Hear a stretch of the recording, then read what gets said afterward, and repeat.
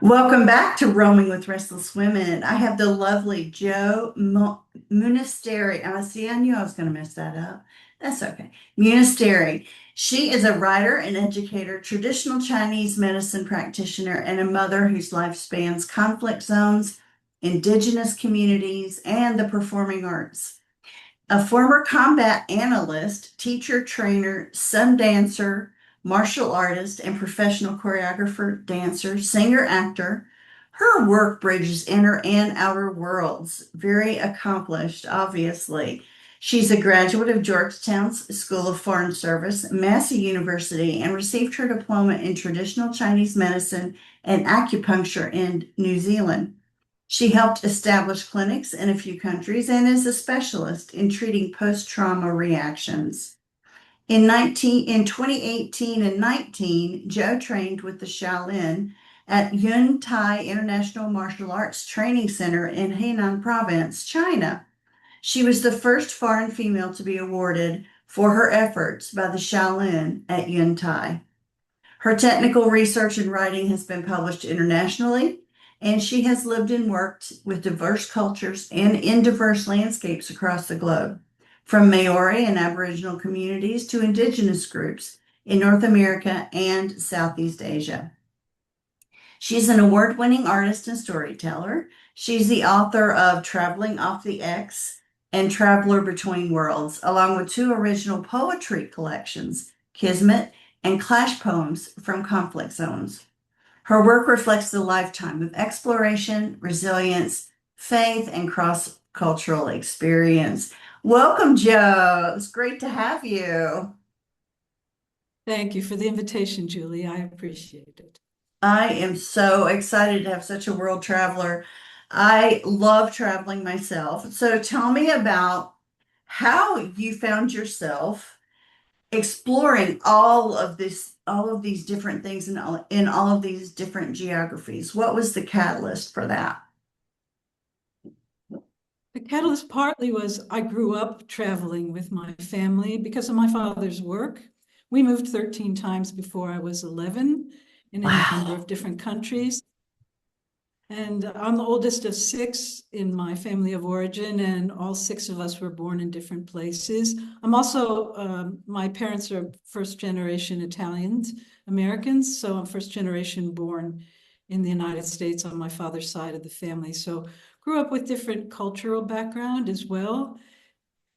But really, my traveling came when I went to Georgetown University my junior year. I won a fellowship. I was the first female to do that in 1973. And most people don't realize that there were still quotas of how many women there could be in colleges at that time. Foreign Service had a quota of no more than 12% females. And I was the first female to win. I know it's not that long ago. It really isn't.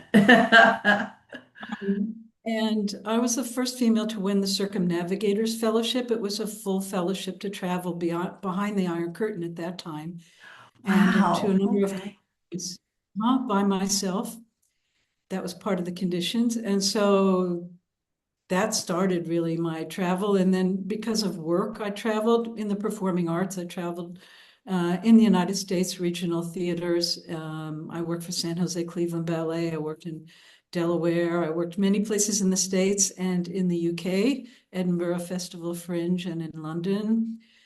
And then after my children were born my son was born in Australia, and today would have been his 38th birthday, so it's quite an anniversary for me. Oh. And my daughter was born in New Zealand. And after they were through high school is when I really did a lot of the traveling, when I went back to train with the State Department and with the Army. And I'm still working with them. It's my 19th year. That's So amazing. yes, you don't know what your life will lead you. And so I travel more than I thought I would. I didn't plan my life this way. Yeah. Well, it sounds to me like you took the opportunities when they arose and made the best out of them. Yes. That's And I'm very amazing. fortunate. I had so many opportunities, Julie, because I did a lot of the training was entirely paid for. For example, in New Zealand, my graduate degree in education and my degree in Chinese medicine, because we're also New Zealand citizens, because of my work with the Maori Performing Arts Company, Kahorangi. I was able to be put through training there, put through training and all paid for with the Army. And yes, whenever I got the opportunity, once my children had grown, I did take the opportunity. Wow, that sounds amazing. So you said you're still working with the State Department. Tell me a little bit about what your job entails now, and also what are you doing on the side? I started working with the Center for Intercultural Education and Development. It's through Georgetown University, but it's a program funded through the State Department. We work in different countries for various projects. I'm a specialist now. I first started out as a fellow, then a senior fellow. Now I'm a specialist. I do trainings in other countries. I mostly work in medical universities, although in different regions. I was mostly in the Near East for quite a while. We did a project, for example, training teachers all over Israel, Jordan, the Palestinian areas in 2018 for training teachers and then students on negotiation education. It was the first time many of them had even met each other, even in a small country, from these different groups, from the Druze, Mhm. from Orthodox Jew, Orthodox Christians, secular. I'm a monitor and evaluator for a lot of humanitarian projects. I work in medical universities, for example, in Ukraine after Maidan, for 2 years at the Yerevan State Medical University in Armenia, teaching Chinese medicine, but also teaching medical diagnostics, how to write case studies in English so they can correspond with doctors in other countries, especially the United States, of course. It's through the Yeah, embassy. And operating theater to operating theater, how they can communicate now, since so much is done virtually. And I'm presently working with the Bureau. I can't talk too much about the project. I don't talk about it until I'm finished with the Bureau of South Central Asia and those countries. so how did you get into But Chinese medicine? Oh, sorry. okay. Oh, what I should say is that when my children are younger, well, actually even before my son was ready for school, I'd already heard about Waldorf education, and I did my teacher training in New Zealand in Waldorf education. And my children went through their whole elementary school in Waldorf, or Steiner schools, if you know what those are. And after that, I taught in public schools. I taught a juvenile facility in Texas. I was a high school principal in Denver after Columbine. So I Wow, went up through the ranks in education, and I'm still very passionate about education as a tool for change. absolutely. So you mentioned Chinese medicine several times. Tell me about how you got interested in Chinese medicine. Originally, when I was in the performing arts in New York in the late 1970s, early 1980s, and I got mugged in New York, as that was before Rudy Giuliani. I understand it's just as dangerous now, but Probably. yes, that time it was quite dangerous before Giuliani cleaned it up. And I was about to do a new show, a very important show in New York. At the time, it seemed very important. Well, it was. And I had some serious injuries. Mm. And it's about the same time I'd gotten hepatitis from eating some bad food, I guess. And I was told it was going to be months before I could recover. And I was, of course, going to lose the part. And one of my friends, I believe she's still working. She's Filipino and Chinese. Her name is Ching Valdez Aran. She said, "Why don't you go to Chinatown?" I lived in the village on the border of Chinatown and Little Italy.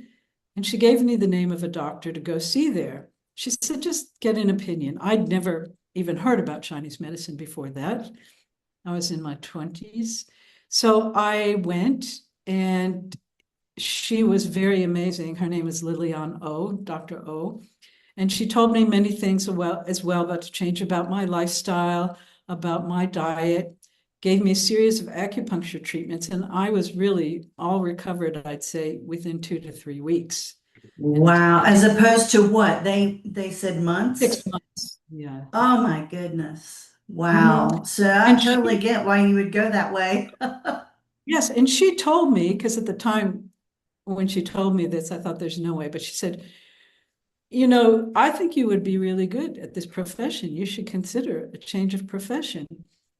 And there's something called stems and branches, and Chinese medicine incorporates a lot of that, as well as, some people may not understand this, but Chinese astrology can also talk about different times that you're born, different kinds of tendencies and even weaknesses in your physiology that you come in with, which have been accurate. Whenever you're diagnosing, it's just another tool to keep in mind.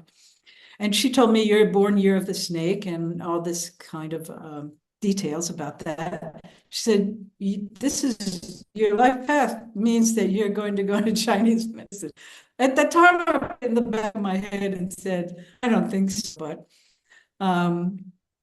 and sure enough, what else happened? Oh, I just kept being exposed to good Chinese doctors. I've always had Chinese friends, it seems like. And early on was when I was starting to get into martial arts.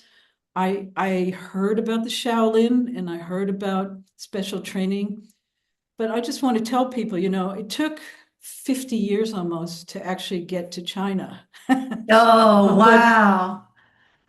and I never thought I would. So don't give up your dreams about this.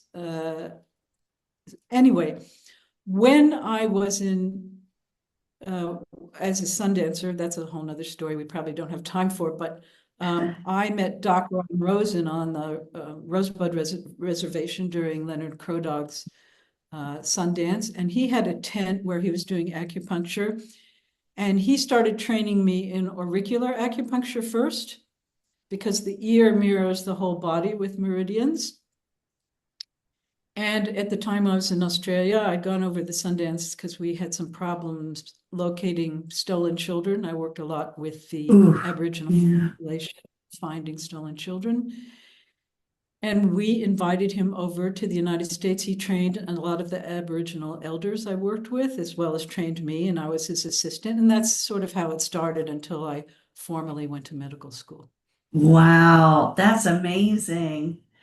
I can't believe. I mean, it seems like these things just fall kind of in our path when we're supposed to take them, and I love that. So tell me about you. You write prolifically. So do you have books that you want to talk about and share? Thank you, Julie. Yes, it's always been my means of expression, that and music and dance, I'd say, since I was a child, really. My first published poem was in the New York Times at 10 years old when we lived in New York, Wow. and they had a school competition. But even if nobody read my poems, I think I'd still write. I think in poetry. Hmm. So I started being published in New York in a number of journals, in those days, no online. And I kept those poems, and I actually didn't have them published. My daughter has a publishing company, D'Angelo Publications, and she encouraged me. It was after my son, her brother, and her father, my ex-husband, died on K2 in Pakistan in 2013, and she encouraged me to put them together, and her company published my first book of poetry, and that Ooh. of yes, Kismet, and it's a poems of encounter, and that really is a collection of poems from earlier in my life that I never thought I'd. Some of them were published in journals, magazines, Poetry Magazine, Manhattan Poetry Journal, Voices for Peace Journal, and so forth. But I continued writing, especially when I worked in war zones in Afghanistan, Iraq, other places. And so after my son died, my son had just, Denali had just finished California College of the Arts. 2 months Mm. he and his father died. And I took some of his paintings and I put them along with my poems And my second book, which is called Clash, and the poetry is mine, but the paintings are my son's. And Oh, that while I was working in Alaska in 2020, I had a lot of time because it was during the COVID restrictions. I worked with the Yupik and Chupik people during education and emergencies. But it was very dark and very cold, and almost everything was closed. And so I did a lot of writing. And I put yeah. together my journals uh, from and photos that I had from early part of my work and sent it off to Defiance Press of Texas. That's when David Roberts was still alive and had that press. So in 2021, this was published, Traveling Off the X, nonfiction. It's memoir, and a lot of my book is about humanitarian work and projects as well as about my life during that time. And then 2022, I mean, I'm skipping a lot of my life, but we don't have so much time. But in 2022, I was accepted as a grantee for Veterans Exploring Treatment Solutions for Psychedelic Medicines grant in Mexico, Oh, yeah. and to do Okay. one of the which has just now become legal now in the United States for research, just this Yeah. past week. They're a great organization founded by Amber and Marcus Capone. Very grateful because they paid for everything. And that really opened my consciousness in a whole different way as well. I'm still part of that when I can meet with them. And so I was encouraged to try on my own. This time I published it, had more creative control. The photos I took are in color. And Oh, nice. this Julie from Creative Covers helped me with the cover. This is one of my son's photographs as the cover, and that was published in 2024. And I started a Substack because I do a lot of technical writing, both medical technical and also geopolitics, which I love. See Yeah. my portable map. Yes, I love your map. I love that. By the way, it's like a scarf. It's very thin. You can travel Ooh. with it, and you can get it on Amazon. It'll say tapestry, but it's very thin. It's like scarf material. So I can just fold it Ooh. up and pack. Now Yes, cool. that's an idea. Absolutely. If you It's need a a beautiful backdrop. scarf. Yeah. Mhm. I love So that. thank you. So it's a long answer to my writing. I still have a Substack now. I was writing for two journals that went offline. And I still have a Small Wars Journal was taken over by Arizona State University, but it's not the same since no former Marine David DeLegge started it. He was in human intelligence, and he really was a great mentor. Unfortunately, he died a couple of years ago. And I also wrote for Real Clear Defense for different military and medical journals. But I started a Substack so that I could have my own opinions or perspective. I always put my sources for why I have a certain Mhm. opinion. And I almost only write about places that I've actually lived and worked. So it's firsthand perspective, not from reading a book about what's happening in Armenia or Australia or Siberia or So, Afghanistan. so how'd you wind up So in that I Malta? no, Malta was I first came here in 2018. I'm now I have three citizenships, United Okay. States, New Zealand, and Italian. So with the EU passport, you can live and work in any of the countries. Just moved here officially in February.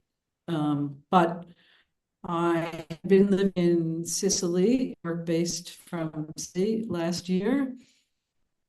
Before that, I was in Texas. I was working at the Air Force Base outside of Wichita at Shepherd Air Force Base. And I knew I wanted to be in a place that was, as an older woman on my own, because my daughter and her husband, they travel a lot too. They're not in one place. And they're also dual citizens. He's originally born and raised in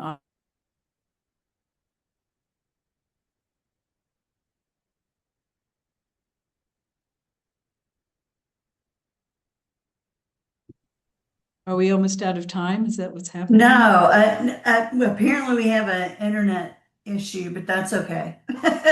Long as you're Anyway, back. um, I'd been to Malta before a few times, originally in 2018 when I was working in Iraq after the siege of ISIS, Daesh.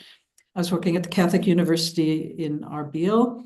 I came here for a professional development originally in 2018 and couldn't believe it. It's beautiful. English is a second official language. It's very safe. I mean, people don't, where I live, people don't even lock their doors or lock their cars or their boats.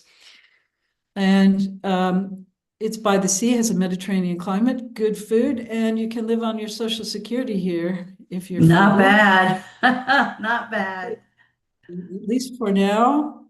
And they have a very good health system. And as the EU resident, everything is pretty much free, which is important at this stage of life, just in case. So, Absolutely. yes, that's how I came to Malta. I'm not, it depends on a few other things. I can work right now based from Malta, both virtually and it's even cheaper for the State Department to send me from here to a lot of the places that I go. So for Very now, nice. Okay, so I want to hear finally about yes. your time in China Yes. and hear about that is it Shaolin? Yes. The Yeah, the Shaolin. Shaolin. Okay. Tell me about A, why you decided to go, and B, what you gained out of that experience. Well, in 2012, I was a victim of an attack and a hit and run, and I had some serious injuries. And it was while I was doing Army training the third time, I guess. Yeah, the third time, um, in preparation for going back to Afghanistan. And I had to have a replacement for from my glenoid process, my shoulder down to my elbow. That was one of the injuries, arthroplasty, a number of pretty serious injuries. And I was told again that I probably wouldn't have more than 60, 70% use of my right Hmm. arm. And luckily, it happened in Texas, and I had Chinese medical doctor friends there. And they said, no, if you follow what we do, you'll be able to gain more use of your arm and be able to get over these injuries, heal from these injuries enough to go back to training. Because, of course, the Army wanted me to go back. I had to go back through the training again to prove that I could do it. And don't use any painkillers because your body will actually heal faster if you do what we say use Chinese medicine. So that happened in 2012. Went back to training 2013. My son and his father, my ex-husband, who was a U.S. Air Force Special Operations PJ and then an international mountain guide, our son died helping him, died. Of course, our whole life changed from me and my daughter. And I went back to different work then after that, although I ended up going back and working with the Army in a few years after that. But to make a long story short, my arm after the few years started stiffening up, and I was told by the orthopedic surgeon, you're going to have another operation, which is probably going to put me out another 3 to 6 months. And at that point in 2000, that was in 2018, 17, 18, yeah, just gotten back from Iraq the first time. And I said, oh, I'm sure there must be another way to do this. So again, I consulted my Chinese medicine doctors. They said, yes, we can give you an introduction. You don't go to the place that's most advertised, Dongfang. That's sort of like the Disneyland of Shaolin that most people see on the internet. Okay. Go to the real, go to the real Shaolin up in the mountains, excuse me, and go in the winter training, which is counterintuitive because there's no heat there and it's very austere circumstance. Because your body will actually heal faster. It's complicated why that is, but it's true, I can tell you. So they gave me the letter of introduction. I got a visa to go. I don't think you can get the same visas now. It's gotten much more difficult, of course. But I have 95% no pain, no painkillers, no medication after 4 months of, well, 5 months altogether of training with them. And that's why I know firsthand how it can work. I was also the oldest person at the time. Most of the other, I trained with the Chinese, so there were 600 young children up to through high school. And then there were some Europeans there, martial artists, mostly under 25. And at the time I was 65, I turned 66. So, and then they asked me to, circumstances happened that I explain in the book, Traveler Between Worlds, where I ended up being one of the doctors for them, Chinese medical doctors. And then they introduced me to other Chinese medical doctors in the rabbit warren area of where we were. It was fascinating, wonderful people. They're not the government, they're very different. The Shaolin community, thousands of years of martial arts and medicine practice. And I was very surprised at the end when I was getting ready to go. I had a very close relationship with one of the main chief who is there, masters there. And he could speak English and he could text English even. And at the time of giving awards that they usually give every year in the spring for the Chinese, I describe in the book, I was actually sort of daydreaming at the time about something. And somebody tapped me on the shoulder and said, you have to go up there with all these Chinese officials and everything, Shaolin up there. And they said, you're the first foreign female we are giving this award to. And I thought I'd show it. It's Oh my God. Yes. an award, not, I certainly wasn't the best physically there. In fact, in many aspects of the training, I was the worst. That's all right. But it was for my attitude and for achieving excellence. Excellence and encouragement. That's amazing. And because I treated them and taught them English when I could. So it was, for me, a wonderful experience. I spent 2 chapters and I was permitted to take photos and I was permitted to write about it. I explain that all in the book because they want to keep confidential. Unfortunately, some people put them on Facebook and social media, and that causes the CCP to come down on them. Oh.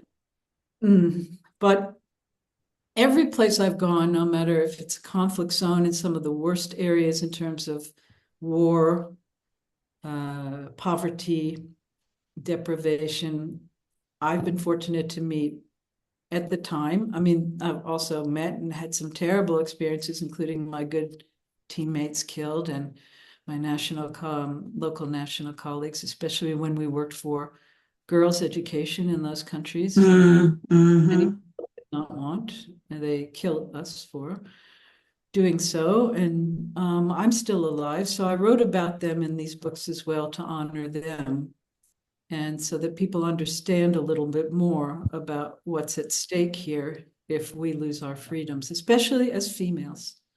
Absolutely. Well, it's very timely. Yes. Excuse me. It's very timely to be talking with you now because I think we've taken too many steps back in the progress we've made as females here, at least here in the United States. And it really it hurts my heart to think about, how quickly we can lose something when we're not paying attention. So true. So, and one particular aspect I'll mention, because I went to middle school and high school in Texas, and my daughter went to her last year of middle school and then graduated from Lamar Senior High School in Houston, and she was on the girls wrestling team. And thank goodness at that time, early 2000s, 2006 area, uh, there were no boys that she had to wrestle against. I mean, it's become dangerous. I was in girls' sports, girls' track and field. I mean, we need to have separate locker rooms, separate private areas, and the separate categories, because we are different. And men are taking, I'm of the generation that fought hard to get these, Yeah. no, just these rights and these opportunities for scholarships in sports, scholarships in debate. You have males coming in there and taking away those spots now. I'm really strongly against that. Yeah. Fought hard, and we need to maintain them. I love Riley Gaines and what she's doing. Yeah. Well, we're getting close on time. I'm sorry. So tell people how they can get a hold of you, how they can get your books. Mhm. My website is Joe Patty X, JoPattix.com. It's pretty simple. You can put it in the notes, please. I will do And that. I have on there all my books, my Substack, which is free. I mean, I love it if you buy me a coffee, but it is free. Yeah. And more about me, my books are all available in print, Audible. I read all my books except for Traveling Off the X. They had a professional actress do that one, but I did the others. And Kindle, and they're all very inexpensive right now, and they're all on Amazon. Awesome. Well, people, go take a look. I'll put all of that in the show notes so you can get to it very easily. I have three Okay. questions that I ask at the end of every episode. And the first Yes. one requires you to close your eyes for just a moment Okay. and describe for me what you see in your mind's eye when I say wise woman. Oh, I see a particular woman, in fact. Okay. I was very privileged to, early in my life, work with the Gumbayngie population in Australia. And who comes to mind is Auntie Jessie, who was a healer and a very wise. Oh, that's amazing. I also think about um, the indigenous people here in North America. And when I think about a wise woman, I picture, a matriarchal, kind of pudgy, sitting under a tree, looking down at her village, you know, watching over them. But anyway, okay, so second question. Where do you like to roam? Given that you've been everywhere, it seems like in the whole world, where do you like to roam? Truly, I love walking and, and swimming if I can. And so at the moment, I'm exploring where I am on this island by walking. I roam. It's great here because there's so many places you can roam, and it's safe. You don't have to worry that Yeah. anybody's going to come and rob you or um, yeah, and there's lots of off the beaten paths here and lots of nature. Every day I see something new. The other day I was walking down to one of the beaches. It was early in the morning. It's the first time I saw the iridescent trails of all the snails that had been there, and it sort of looked like Ah, straight iridescent. I don't know. It's just luminescent early in the morning. I thought, oh, this is so cool. oh, that I wouldn't have sounds seen this. cool. That's amazing. So, and what makes you restless, Joe, in a good way? A lot of my work, for example, if I don't know diagnostically, because diagnostics to me is more than half the problem towards treating. If you diagnose accurately, and that's both in medicine and education, why someone's not learning or able to Mhm. comprehend something that you're trying to teach. So I get activated, I call it restless, that I want to go ahead and tackle this problem. And I can be, I won't say workaholic exactly, that's what people say, but I just become passionate about finding it, and I can't think as clearly about other things while I'm concentrated on that. I call that a kind of restlessness. I'm always thinking about, okay, Absolutely. so how do we solve this? Right. A big problem solver, a big learner, a big learner. I love that. Well, thank you for being part of this Wise Woman effort and for sharing your voice and your views and all of the learning that you've had in your life. And folks, like I said, take a look at the show notes to make sure that you can go and get copies of Joe's books and read about her journey. Joe, thank you so much. Thank you, Julie, and I really appreciate listening to many of the other women you've had on. I know you all don't have quite the views yet, but I really hope you build your audience, because I think it's so important that women, especially, I'm sorry to say it, but there is ageism in all respects in workplaces in many Absolutely. parts. And most of the women I listen to that have been on your podcast are also over 50. Of course, I'm over 70 now, but we don't hear enough. A lot of the podcasts, the main podcasts are done by men, and they mostly have men on them or younger women. And I Mhm. was very pleased to podcast. So I wish you all the best, you and your Thank guest. you. Thank you. Thank you so much. And you keep doing your thing. We need more people like As long you. as I can and I'm healthy, yes. Thank you. Sounds great. All right, talk to you soon. Julie Noonan here. Thank you so much for listening to Roaming with Restless Women. If you're a successful senior woman leader who would like to be on this program, please visit podcast.intuitivewisdomcoach.com. If you enjoyed this interview, please share this episode on social media and make sure to subscribe so you don't miss any future episodes. Your thumbs ups and reviews go a long way.